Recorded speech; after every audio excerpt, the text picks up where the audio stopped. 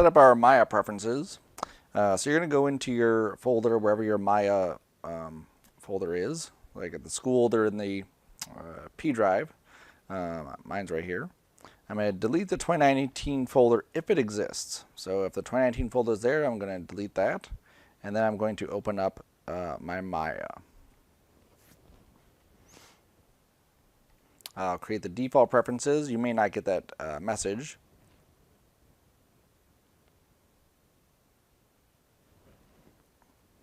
And then this is where it typically starts off. Okay, so I'm just going to make my window bigger. I'm going to go to this. I don't need to show the new stuff, so I'll get rid of that. And I'm going to start customizing some things. So first thing I want to do is I'm going to open the attribute editor on the right side. And I'm just going to drag this tab off. Okay, so now the tab is floating, and then I can close it. I don't want that open. I don't over there. I typically just have this open. So I want that. I'm also going to maximize my window just by double clicking that so I can see the full thing. And I'm going to go to my custom menu or custom shelf here, and I'm just going to go to add some things here. So I'm going to hold down the control key and the shift key and go to edit, delete by type, history. And then I'm just going to let go of control shift. Nothing apparently happened. If I click off into space here, you'll see the history button is right there. That's what we want. So now I'm going to do the same thing for some other ones. So control shift, modify, and I'm going to go to center pivot. I'm also going to go to freeze transform, and I'm just holding control shift and just going to these other items. If you make a mistake and you add extras, you can always right click and delete it. Not really need to edit it at this point, but you can do that. So edit, delete by type history, modify center pivot, and then modify freeze transformations. I'm also going to go to window, still holding control shift, and I'm going to go to the outliner, which is right here.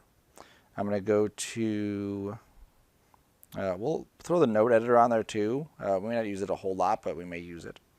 Let's see what else. Let's go to general editors. Tools are good. Let's see what else we have here. All right, nothing else from that specific one. Let's go to modeling. That should be good. Animation editors, I want to add the graph editor, and I want to add the tracks editor, and I want to add the dope sheet. Okay, and I actually don't need the tracks editor. Let's take that one off. So I'm going to right click and delete. What else? Nothing there. Rendering view. Render view is up here, so I don't really need that one. Hypershade's also up there, so I don't need that. That should be good. Relationship editors should be good. UI elements are good. Settings preferences are good. Okay. So that's plenty for this area right now. Okay. So that's my shelf. I'm going to right click on my shelf. I'm sorry. I'm going to click the gear over here and go to shelf editor. And I'm going to call this Sarcona shelf. And hit save all shelves. And there we go. Now after I do this, I'm going to go to File and hit Save Preferences.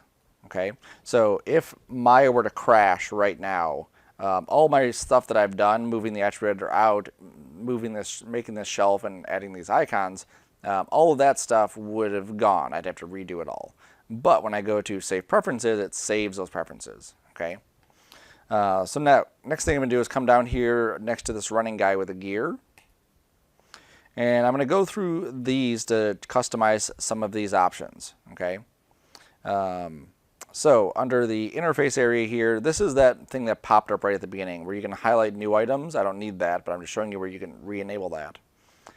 On some of your computers, oh, we'll get to that. You may have to change some settings, but on the school computers, they should be fine. Lots of stuff is inside here. Stuff that we're not really even going to get into in this class, but as a professional in the industry, you may need to get into it while you're playing. So the first thing I'm going to do is come down to settings here, and you'll see this is our time. So this is 24 frames a second. So we're going to leave it at 24, and that's what we're going to be doing all of our animations at. Okay. That's good. Oh, also we're at centimeters. So if we were to model something real scale, we have to pay attention that we are working in centimeters. And we're good there. Under animation, we have some options here for animation. Again, stuff we're not going to play with right now, but you may come back at another point and play with. This up here may be something that we'd have to tweak. Let's see, assets, cache playback, cameras, color management, dynamics, files and projects. All right, so that's our first major one. So under files and projects here, one thing you may want to enable is autosave. So Maya does crash more than we would like it to. In one class period, it may crash 4 or 5 times. In 1 hour, it might crash 4 or 5 times. But if you enable autosave, then it'll save it for you every however often you specify, 10 minutes, 20 minutes, whatever it is. So definitely save your stuff there, or set that up. Another thing that you may need to do if you are